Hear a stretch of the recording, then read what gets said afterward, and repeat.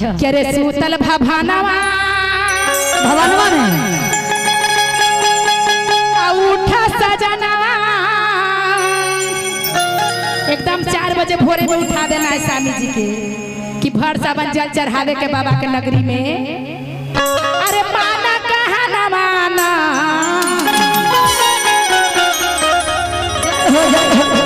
एकदम बनना है ना। कैसे कहना गुड़िया भाभी? क्या रे सूतल भवानवा उठा सजनवा सूतल भवानवा उठा सजनवा आइले सवनवा ना सजनवा आइले सवनवा आहा सजनवा बाबा भोला देलन सपनवा देओ घर जइबै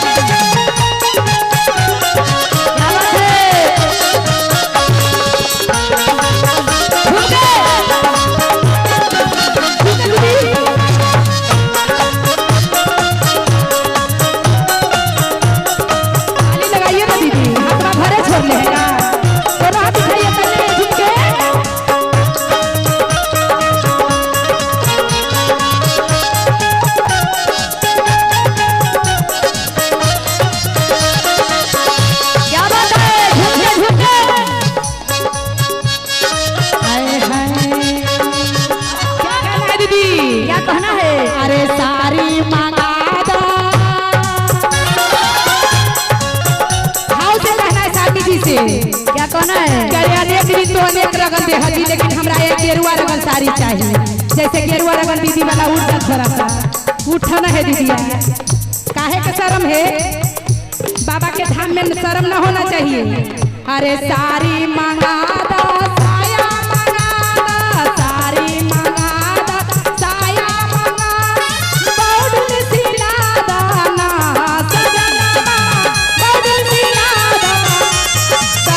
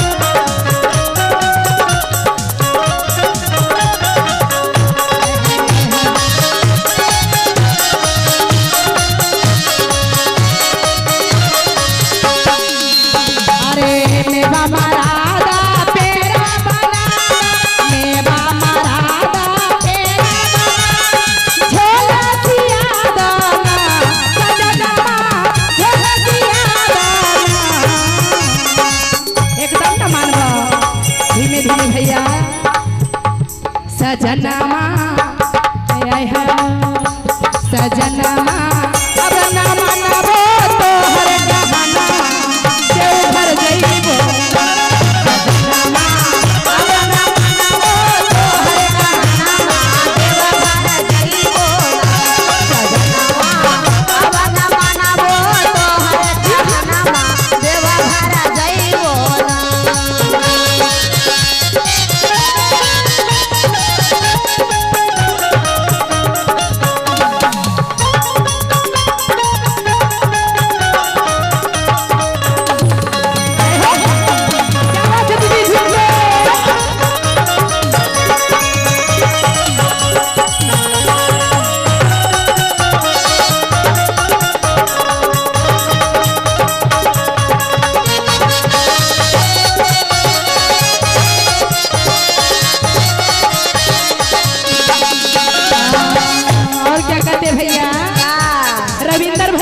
गुड़िया भाभी कहते हैं कि अरे टिकट कटा दा टिकट कटा दा गाड़ी धरा दा संगे चलल जाए ना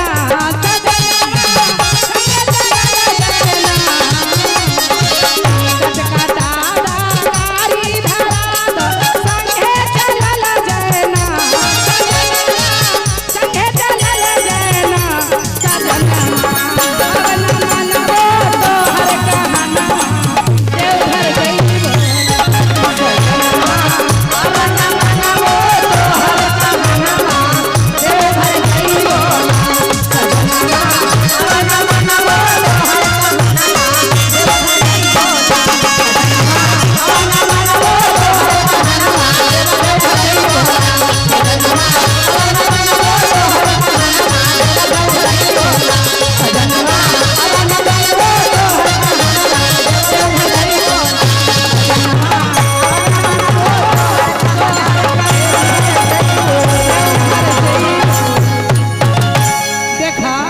कितना के सजनमा के गुस्सा आ जाए, लेकिन हमारे रविंदर भैया के भजन सुन के हेलो इतना मन मगन रहल कि माना चाहे मत माना, लेकिन हम बोला ये चाचा नंबर तनी बता दो।